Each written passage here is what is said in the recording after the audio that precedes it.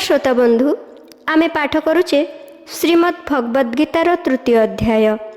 पूर्व श्लोक रे भगवान कहिले कर्म न कले शरीर निर्वाह मध्य हेब नाही। एथिरु प्रमाणित हेउछि जे कर्म करिबा निहाती आवश्यक, किंतु कर्म कले तो मनुष्य बांधी होई जाए। कर्मणा बध्यते जंतुः। तेबे बंधनरु मुक्त हेबा पई कोन करिबाकु हेबो ताहा निम्न श्लोक रे भगवान कहुछन्ते। श्लोक नंबर 9।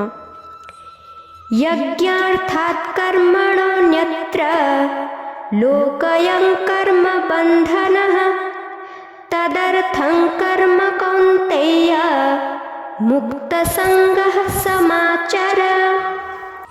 एहार आक्षरिक अर्थ हैला यज्ञ निमंते करा जाउथिबा कर्म व्यतीत अन्य कर्मरे नियोजित मनुष्य समुदाय तहिरे बांधी होई जाए। तेणु हे कुंती नंदन, तुमे अनासक्त होई यज्ञ निमंते कर्म कर। व्याख्या। यज्ञार्थात् कर्मणोऽन्यत्र। गीतानुसारे कर्तव्य मात्र के यज्ञ। यज्ञ दान, तप, होम, तीर्थयात्रा, व्रत, वेदाध्ययन आदि समस्त शारीरिक, व्यावहारिक और पारमार्थिक क्रिया यज्ञ शब्दर अंतर्गत। कर्तव्य मनेकरी करा जाउथिबा व्यवसाय, चाकिरी, अध्ययन प्रभृति समस्त शास्त्र विहित कर्मर नाम मध्य यज्ञ। अन्य को सुख देवा पाई तथा अन्यर हित पाई जो कर्म करा जाए से सबु यज्ञार्थ कर्म। यज्ञार्थ कर्म कले आसक्ति खूब शीघ्र ध्वंस हो जाए एवं कर्मयोगीर समस्त कर्म नष्ट हो जाए। अर्थात सही कर्म निजे बंधनकारक न हेबा संगे संगे पूर्व संचित कर्म समूह को मध्य भस्म कर दिए। वस्तुतः मनुष्यर स्थिति ताहार उद्देश्य अनुसारे हुए, क्रिया अनुसारे नुहे।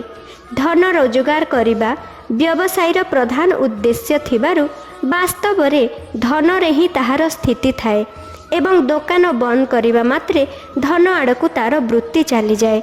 सेहीपरि यज्ञार्थ कर्म करुथिबा समय रे कर्मयोगीर स्थिति निजर उद्देश्य परमात्मांक ठारे ही रहे एवं कर्म समाप्त करिबा मात्रे तार वृत्ति परमात्मांक आड़कू चली जाए। सबु वर्ण पाई भिन्न भिन्न कर्म रहिछि। कौनसी एक वर्ण पाई कौनसी एक कर्म स्वधर्म हेउथिबा स्थले अन्य वर्ण पाई ताहार परधर्म अर्थात अन्यत्र कर्म। यथा भिक्षान्नरे जीवन निर्वाह ब्राह्मण पाई स्वधर्म, किंतु क्षत्रिय निमंते परधर्म। एही प्रकारे निष्काम भावरे कर्म करिबा मनुष्यर स्वधर्म एवं सकाम भावरे कर्म करिबा परधर्म। जेते भी सकाम और निषिद्ध कर्म अछि से सबु अन्यत्र कर्म एही श्रेणी रे अंतर्भुक्त।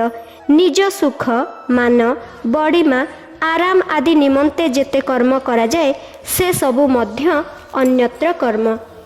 सुतरां सबुठु छोट और सबुठु बड़ जहाँ भी कर्म करा जाए तहिरे साधक सावधान रहिबा उचित जे केबे कौनसी स्वार्थ भावना रे कर्म हेउ नाही तो।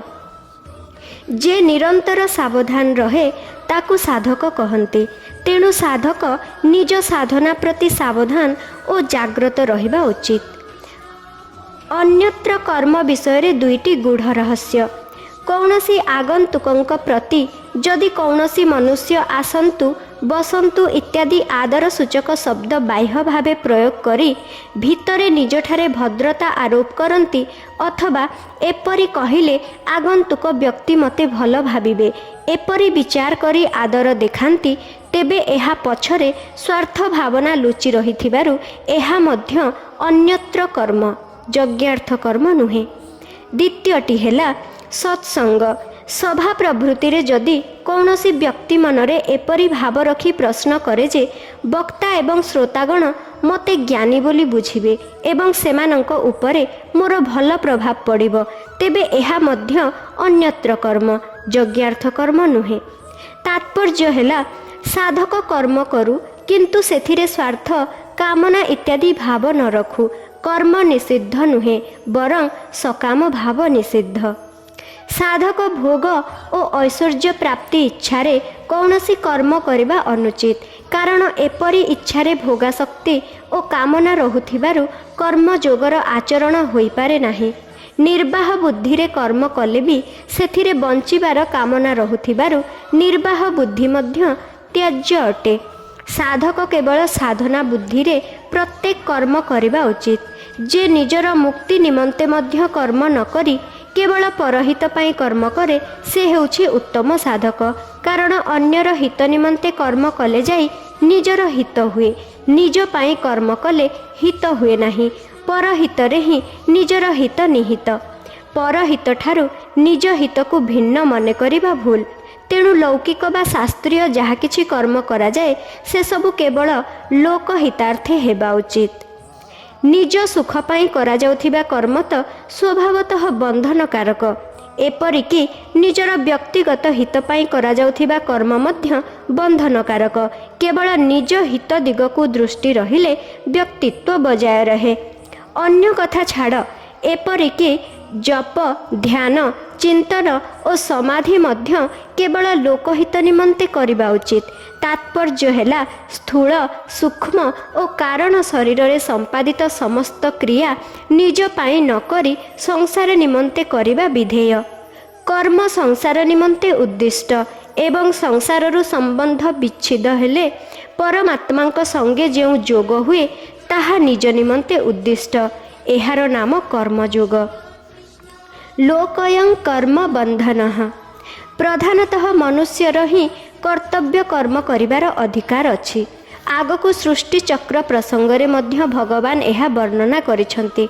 प्राणी मानकर हित करिबा और सेमानंकु सुख देबा जହାର उद्देश्य ता द्वारा स्वतः कर्तव्य कर्म हुए। मनुष्य जदि परहित निमंते कर्म न करी केवल निज सुख पाई कर्म करे तेबे से बांधी होई जाए। आसक्ति और स्वार्थ भावरे कर्म करिबा ही बंधनर कारण। ए सबु न रहिले स्वतः समस्तंक हित उद्देश्य रे कर्म हुए। भाव जोगु बंधन हुए, क्रिया जोगु नुहे। मनुष्य कर्म रे बांधी हुए नहीं, बरं कर्म रे रखुथिबा आसक्ति और स्वार्थ भावरे ही बांधी होई जाए। तदर्थं कर्म कौन्तेय मुक्त संगः समाचर। एठी मुक्त संगह कहिबारे भगवान को उद्देश्य हैला कर्म रे पदार्थ रे तथा शरीर मन बुद्धि प्रभृति कर्म सामग्री रे आसक्ति रहिले बंधन हुए। ममता और आसक्ति थिले कर्तव्य कर्म मध्य स्वाभाविक भावे और सुचारू रूपे होई पारे नाही। ममता और आसक्ति न रहिले परहित लागी स्वतः कर्तव्य कर्म आचरित हुए एवं जदि कर्तव्य प्राप्त होई न थाए तेबे स्वतः निर्विकल्पतारे और स्वरूपरे स्थिति हुए। परिणाम स्वरूप निरंतर साधना चालू रहे एवं असाधना कदापि हुए नहीं। आलस्य और प्रमाद जोगु नियत कर्म त्याग करिबाकु तामस त्याग कुहाजाए एवं एहार फल हेउछि मूढ़ता अर्थात मूढ़जोनि प्राप्ति। अज्ञानं तमसः फलम। दुख मने करी कर्म त्याग करिबाकु राजस त्याग कुहाजाए एवं एहार फल हेउछि दुख। रजसस्तु फलं दुखम। तेणु एठारे भगवान अर्जुन को कर्म त्याग करिबा पाई न कही स्वार्थ ममता फलाशक्ति कामना बासना पक्षपातिता प्रभृति मुक्त होई शास्त्र विधि अनुसारे सुचारू रूपे उत्साह पूर्वक कर्तव्य कर्म करने को आज्ञा देइछंती, जहाँकि सात्विक त्याग अटे। आगकू भगवान कहिछंती मो पाई किछि करिबा बाकी नथिले मध्य मु सावधान होई कर्म करुछि। कर्तव्य कर्म करिबारे दुईटी कारणरू शिथिलता आसे। मनुष्यर स्वभाव हेउछि से प्रथमे फलेच्छा रखी परे कर्मरे प्रवृत्त हुए। से जेतेबेले देखे जे कर्म जोग अनुसारे फलेच्छा रखिबा अनुचित सेतेबेले से भावे मु कर्म काहीकि करिबि। द्वितीयटी हेला कर्म आरंभ कला परे जेतेबेले ताकू जणा पड़े जे ताहार फल विपरीत हेब सेतेबेले से विचार करे भल कर्म करिबा सत्वे जदि विपरीत फल मिलिब तेबे मु कर्म काहीकि करिबि। कर्मयोगी कौनसी कामना करे नाही कि कौनसी नाशवान फल चाहे नाही।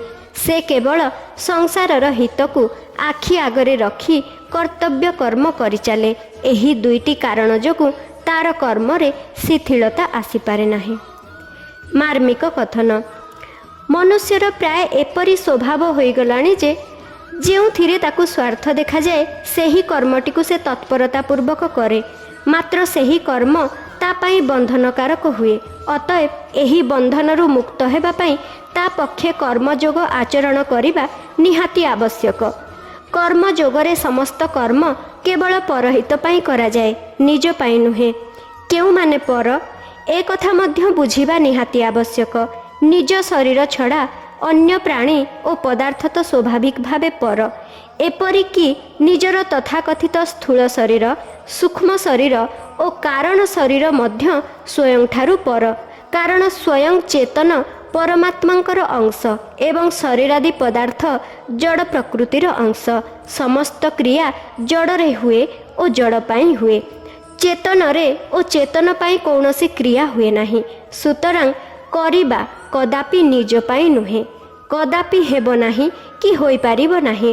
ମାତ୍ର ସଂସାରରୁ ମିଳିଥିବା ଶରୀରାଦି ଜଡ଼ ପଦାର୍ଥକୁ ଚେତନ ଯେତିକି ଅଂଶରେ ମୁଁ, ମୋର ଓ ମୋ ପାଇଁ ମାନିନିଏ, ତାର ସେତିକି ଅଂଶରେ ନିଜ ପାଇଁ କରିବାର ସ୍ୱଭାବ ଦୃଢ଼ ହୋଇଯାଏ।